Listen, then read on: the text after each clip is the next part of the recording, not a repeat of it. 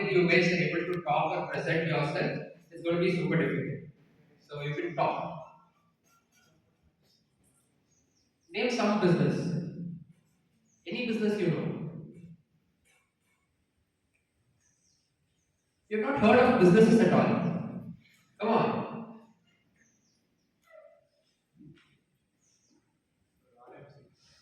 Yeah, louder. RMC. Okay, the construction equipment, the construction business. Okay, well, one of the oldest businesses, right? So it's the construction business. Very good. What else? Yeah, louder, louder. Anything? Yeah. Weaving sarees. Very good, very good. What else? Sorry? Printed business. Pickle business. Home industry. Wonderful. Okay. What else? What other businesses do you guys know? Right? So business is not something very new for India. So business has been there for a very long time. Since thousands of years, India has been one of the capitals in doing business. So now what changed in the last 10 years and now everybody is starting about startups or talking about startups. So what exactly is the difference between a traditional business and a startup? Take a guess.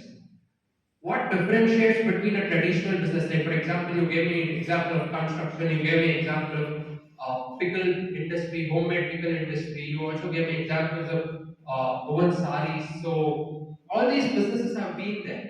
Again, there are new businesses coming up, and now we are calling them startups. So what is the factor or a couple of factors that is differentiating the two?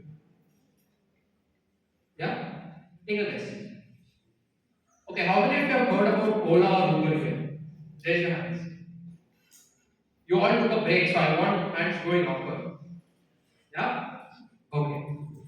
So did India have taxis before Ola or Uber? Did we have taxis? Weren't the parents calling and telling, hey, tomorrow I have to go somewhere, can you come and pick us up and take us somewhere? It was always there. So what did Ola or Uber change once they came to market? How was that Ola and Uber were able to make so much of money? What is that factor? What's the difference between the traditional taxi business and Ola or Uber?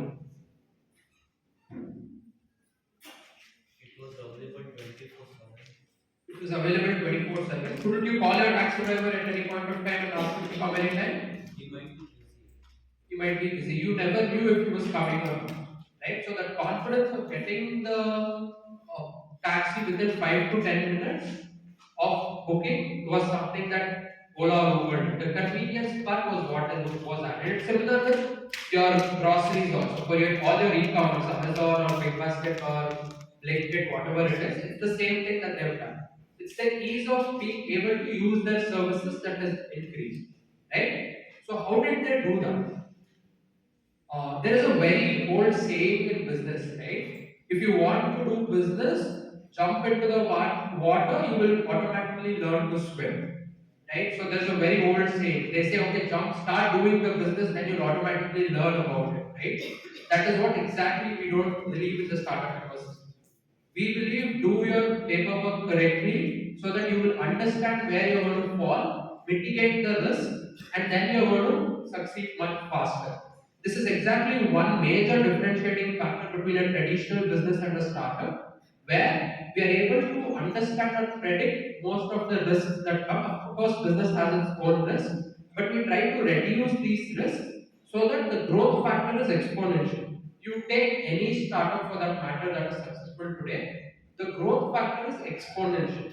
When I say exponential, what do I mean? I mean if they grew 100% this year, they would have not grown 110% next year. They would have actually grown 200%. This is what we call 10x growth, 20x growth. Right? So the growth is magnanimous. So that is why a startup is very different than a traditional business. And how do we do that? One of the easiest ways is the business model canvas.